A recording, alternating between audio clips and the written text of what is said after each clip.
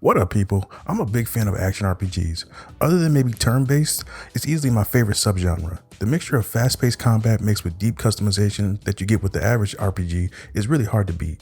And because of that, I thought it would be fun to recommend some of the best action RPGs that I played over the years.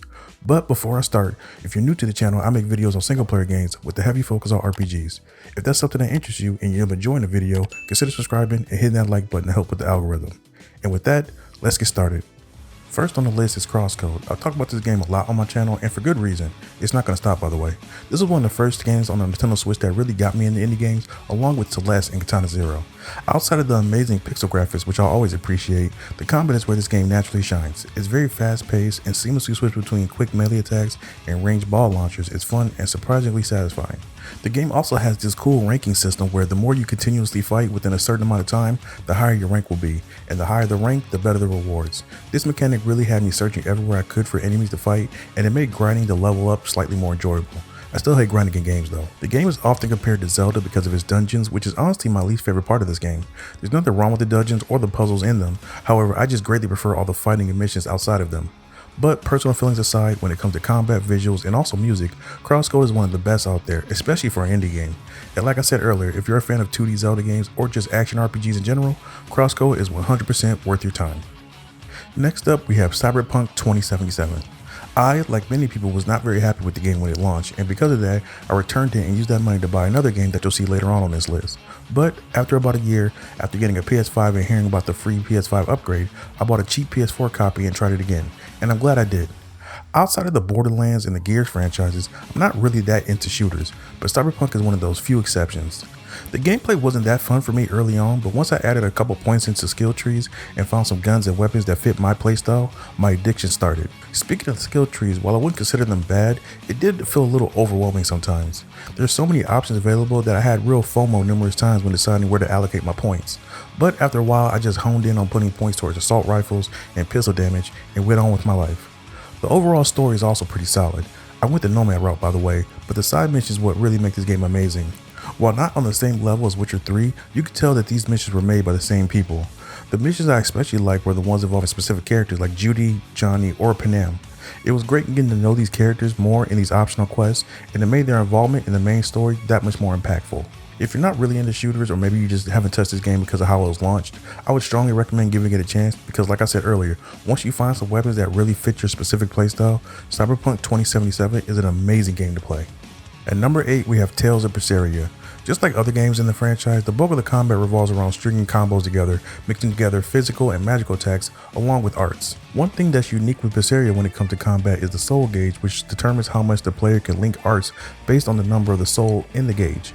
This number increases after defeating enemies. Once the soul gauge fills up, it will allow a character to use Break Soul, which enables a character to exceed the upper limit of arts in a combo and evoke a special effect. I've only played 2 Tales games, the other one being also on this list, but what Berseria does a little bit better in my opinion is the story. I haven't gotten to the ending yet, but I'm 50 hours in, and so far it's what's keeping me going. It's very dark and revenge driven, which I actually like, and the fact that the main character Velvet isn't just another let's go save the world with our friendship type of protagonist is very refreshing. Due to the events that happened in the beginning of the game, she's very cold and dismissive towards the other members of the crew, and seeing her slowly open up while still being very guarded feels very believable and also satisfying. My only real gripe with the game is that the combat, while fun, gets very repetitive after a while. Now, to be fair, I've only been playing as Velvet like 95% of the time, so maybe take what I'm saying with a grain of salt. I'm also mostly playing this for the story, so you know what, just forget I said anything. The dungeons and just the environments in general can also feel kind of bland at times, but I've come to expect that with most JRPGs, so it's not that big of a deal. Also, that whole expedition thing seems somewhat unnecessary, but it happens in the background, so it's mostly inconsequential. But despite those few issues, Tales of Berseria is a very action-heavy RPG with a mature story to go along with it, and because of that, I can't recommend it enough. Okay, next up we have Diablo 4. I never played a Diablo game before, and I've also not had much interest, but once I saw that it was on Game Pass, I decided to give it a try. I'm very early in the game, like really early, but so far I'm having a lot of fun with it, more than I thought I would. Also, keep in mind that I'm playing this game by myself and I don't plan on doing any post-game stuff, so I don't really have much opinion on that content. Maybe it's because I'm playing as a rogue, but the speedy combat with the top-down view reminds me a lot of Hades. And I know Hades isn't the first game to do this, but it's the first game that came to my mind while playing. Also, this game really scratches that itch I have when it comes to loot. Other than Borderlands, very few games give me that same feeling, and so far Diablo 4 is giving me that. Beating a tough boss and then receiving a high level bow that does poison damage or some new armor just sets off an endorphin rush with me, you know? Like I said earlier, I know many people play Diablo 4 for the post-game stuff, but that's just not for me. I'm just talking solely about the single player campaign. So if you're looking for a top-down hack and slash RPG with a pretty good loot system, give Diablo 4 a try. Just outside the top 5, we have Nier Automata. This hack and slash RPG was developed by Platinum Games and initially published by Square Enix in 2017. The game is set during a proxy war between alien-created machines and human-created androids, focusing on the actions of Combat Android 2B, Scanner Android 9S, and Rogue Prototype A2. The story requires multiple playthroughs to get a complete experience, with each playthrough providing more and more story elements. Combat includes a real-time action-based hack and slash system using both light and heavy attacks and combining them into different combos. The player can also evade incoming attacks, gaining invulnerability or counterattack bonuses based on timing. The player is assisted by a robot companion known as a pod, which launches ranged attacks varying from simple gunfire to heavy-hitting hammer attacks. The game has been universally praised for its combat, story, and music, which makes its 91 on Metacritic understandable. If you're a fan of hack and slash games like Bayonetta or the Devil May Cry games, you should definitely check out Nier Automata. Starting off the top 5, we have one of my favorites on this list, and that's Ghost of Tsushima. What's funny is that I only bought this game because I initially returned Cyberpunk and I had a $60 credit to spend on the game, and I decided to pick this up, and I'm really glad I did. I thought with the combat being so much slower than what I'm used to, it would start to bother me, but it never really did. The different stances you get over time help keep the gameplay fresh, especially since the different stances work better on certain enemies. What also helps keep the gameplay fresh is the many different armor sets you can get. You'll get armor sets just by doing the main missions, but some of the best armor sets you can get are in these side missions called Mystic Tales. Mystic Tales will basically have you exploring while hearing about a legendary hero or villain, and after finishing the mission, you'll get a really good armor set. Some of the perks from these armor sets include improvements to melee damage, stealth, parrying, or even your health. When I wore one of these different armor sets, it changes how I play. Adding on to that the different 4 stances, is almost impossible to get bored of the combat, at least for me. As far as the open world is concerned, you have the standard bandit camps and also similar fodder content, but you also have some fun stuff to do like one-on-one duels, character focused missions, and the Mystic Tales I just talked about. The overall story is pretty good as well, with revenge, betrayal, and honor being at the forefront of what it's about. Nothing you haven't seen before, but it's definitely worth a playthrough.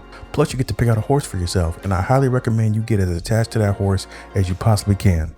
No specific reason though. While Ghost of Tsushima won't go down as one of the most innovative games ever made, there's enough unique content along with some really satisfying content to make it a game I recommend to anybody who likes RPGs who also has a PS4, PS5, a PC, or a Steam Deck. At number 4, we have Tales of Arise. The story begins with 2 people, Alphen and Xion, born on different worlds, each looking to change their fate and create a new future. Along the way, you'll meet other characters who will join the cause and help you in your mission to defeat the lords of each of the realms to hopefully bring equality and peace.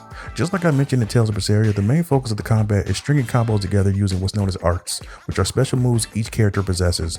3 ground and 3 aerial arts can be set. However, using simultaneous button presses, it is possible to set 3 more ground and 3 more aerial arts, allowing you to use 12 arts at once. While the combat is obviously the main draw of Tales of Arise, I really like how the game handles its story and character development. On top of having the main cutscenes, the game will also have like these mini skits throughout the game to either add context and detail to what's going on, or just to show the characters interacting with one another. There will also be cutscenes between characters when camping that also adds to the character development as well.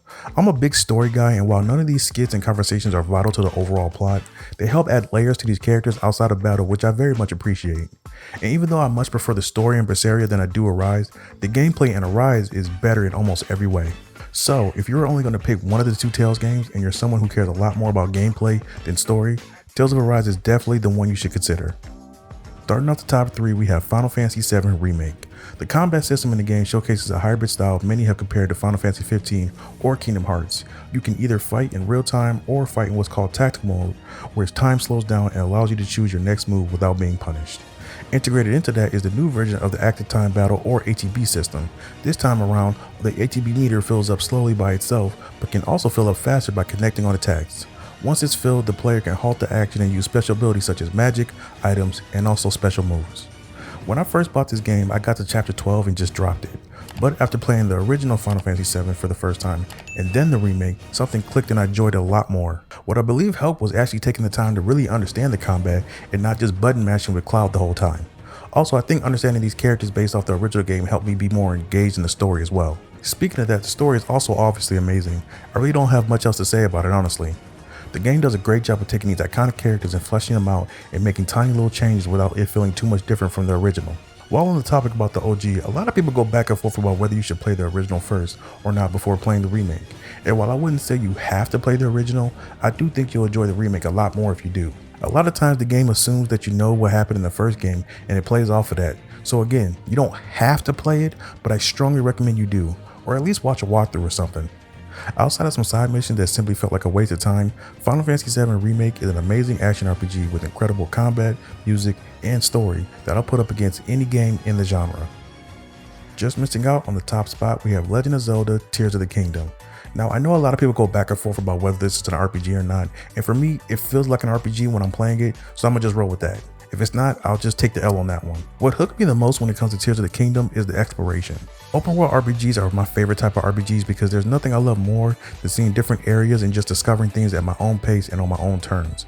And after a short little intro to get you up to speed, the game gives you 4 main checkpoints to move the story along, but after that, you're on your own, and I love that. Whether it's a cave, a monster cap, a new village, or some new armor, Tears of the Kingdom excels at heavily rewarding curiosity.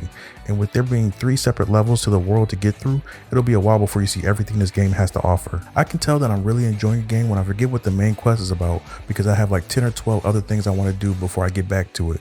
The last couple of games I can remember having a similar feeling to that is Witcher 3 and Horizon Forbidden West, so this game is an amazing company. The giant open map the game puts you in, plus the new abilities that allow you to move objects, travel through buildings, and fuse weapons, all just adds to the freedom you have while also making your playthrough unique and personal to you. And while the weapon breaking still kind of annoys me, being able to create weapons from random materials you find in the wild makes it a little bit more palatable. If not for the last game on this list, this would have easily been number 1. Legend of Zelda Tears of the Kingdom is easily one of the best and most rewarding games I've ever played. And while not flawless by any means, this is one of the very few games that's honestly worth buying a Nintendo Switch for alone. And at number 1, we have Final Fantasy VII Rebirth. I'm going to try my hardest to keep this as short as possible because I can honestly talk about this game for like an hour, but I'll spare you. This time, the way Rebirth took what made Final Fantasy VII Remake so good, improved on that, and managed to make it open world and make sense is really impressive. The combat was already good, but just simple additions like Cloud being able to attack flying enemies easier, or the new synergy abilities just help make it that much better. Plus, the story is not only just as good as Remake, for me, it's much better. While we already knew about Red from the first game, being able to learn more about him while also getting so many great moments for Barret, Tifa, Cloud, and especially Aerith, you feel like you really know these characters and it makes the events that happen in the story that much more engaging. And while the main story and fights are great, what really makes this game shine is its side content. Whether it's playing Queen's Blood, mini games, fighting summons, or just doing the regular side missions, this game gives you so much extra content to choose from and very little of it feels like a waste of time. Everything feels worth it afterwards, whether the reward was some weapon, a strong card, or just a good character moment that you wouldn't have gotten otherwise. The fact that they packed all of this into a $70 game is beyond impressive, and I can honestly say that it's worth every penny. And I don't say that about a lot of games, $70 or not. The only problem that I personally had with the game was that a couple of regions were hard to navigate through, and it was frustrating trying to figure out where I had to go next. But that could just be a me thing. After finishing a 119-hour playthrough, I can honestly say that other than Witcher 3 and maybe The Last of Us, Final Fantasy VII Rebirth is easily my favorite game of all time. Between the addicting combat, well-written story, exceptional soundtrack, and all the quality side content provided, there's not much to dislike about this game, at least for me. And while playing the original game plus the remake might feel like a lot of work just to get to this game, it's 100% worth it.